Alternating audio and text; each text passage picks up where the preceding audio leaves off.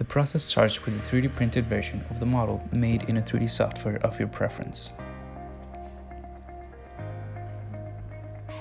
The food-safe silicone mold is then poured onto the model and left to cure for about 6 hours. You then proceed to cook for the fruits and vegetables you intend to reshape. I choose carrots, and my nearby grocery store was kind enough to sell me some of the produce they had a hard time selling. Boiled with water and salted butter, the sliced carrots are then left to tender and are blended and seasoned with lemon to achieve that really bright acidic color. You then pour it onto the different pre-made molds and put inside the freezer to harden. Once the puree is frozen, you then carefully remove the mold without damaging the model.